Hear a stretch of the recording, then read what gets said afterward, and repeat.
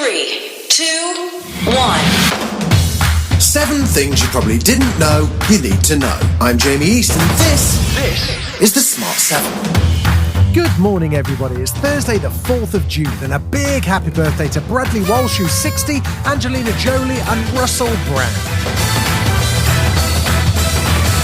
7.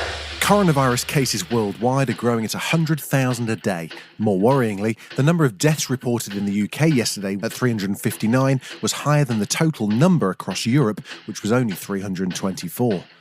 As Parliament queued for hours to vote, Business Minister Alok Sharma was taken ill and tested for coronavirus. He's now at home self-isolating.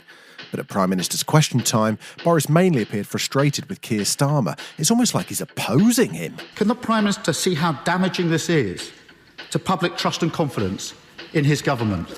Minister. I must say to the Honourable, I really do not see the purpose of his endless attacks on public trust and confidence when what we are trying to do, and I think what the public want to hear from politicians across all parties, is our clear messages about how to defeat this virus. Test and trace is a vital tool in our armoury, and contrary to what he says, actually, we did, by the end of May, get up to 100,000 tests a day.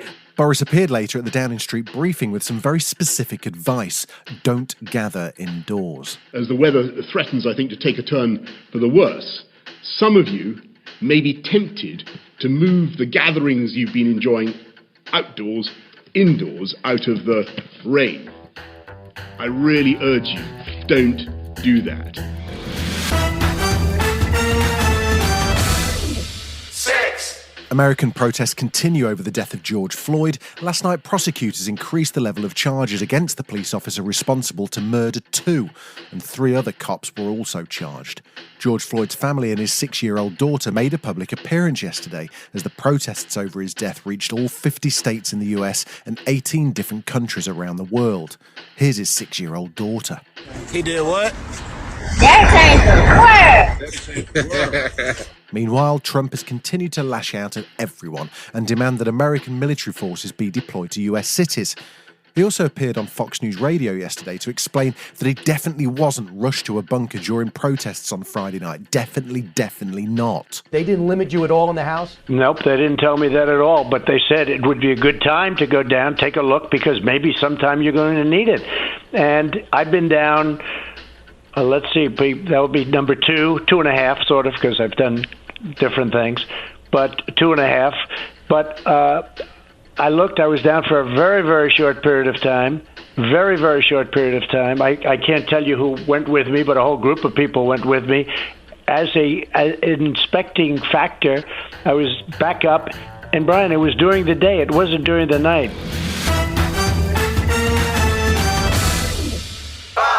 Former President Obama made an appearance last night on a CNN town hall, and he spoke with surprising calm and optimism about the future address. Now, I want to speak directly to the young men and women of color in this country, who, as Cleon just so eloquently described, have witnessed too much violence and too much death.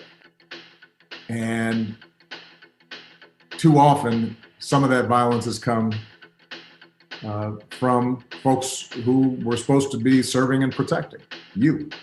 I want you to know that you matter. I want you to know that your lives matter, that your dreams matter. And when I go home and I look at the faces of my daughters, Sasha and Malia, and I look at my nephews and nieces, I see limitless potential that deserves to flourish and thrive.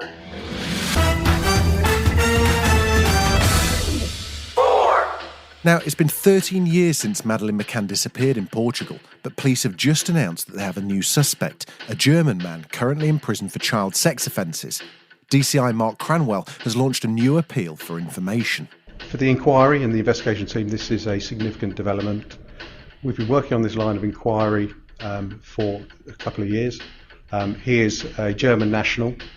He's currently in a German prison for an unrelated matter. He's white. He's about 6 foot in height. He's 43 now. At the time he was 30, but he could have looked aged somewhere between 25 and 32.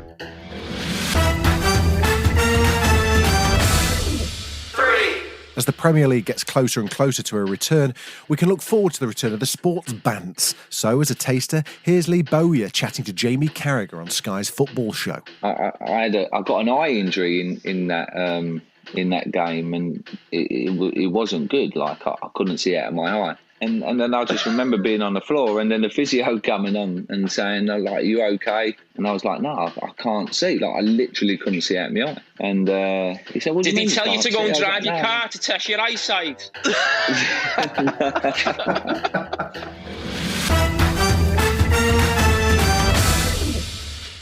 Now, you probably think you've got enough voice assistants in your life. I mean, the Smart 7 is on Alexa. What more do you need? Now the BBC are planning to introduce its own voice control system called Beeb.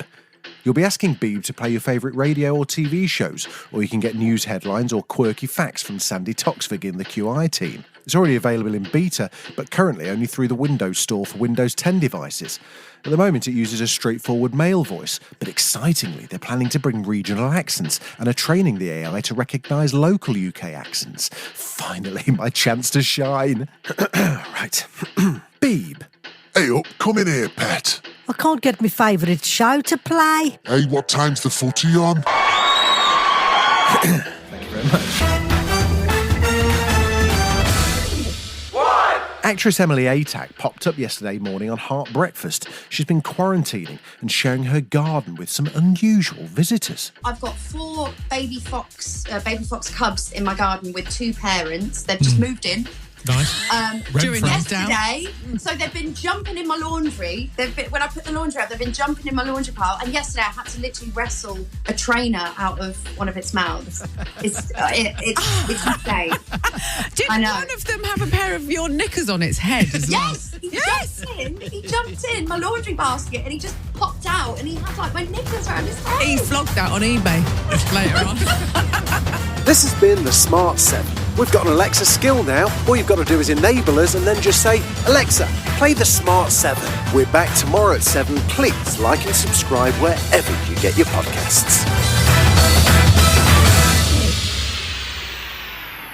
Rule of 3. Where people who make funny stuff talk about something funny that they love. Because I remember as a kid thinking that's a really good old-fashioned gag, but it's also nasty. The actual VHS, this is clearly sufficiently important to me that this went to house moves as well. There is that joy and that slight fear as well about who's going to say what. Everything from Airplane to Bottom. From When Harry Met Sally to The Muppets. Trying is good, aiming high is good, being ridiculous and not being afraid of failure is good. I think that joke is so fucking funny. Again, I just think this is hysterical. It's beautiful stuff. Rule of 3 from Great Big Owl.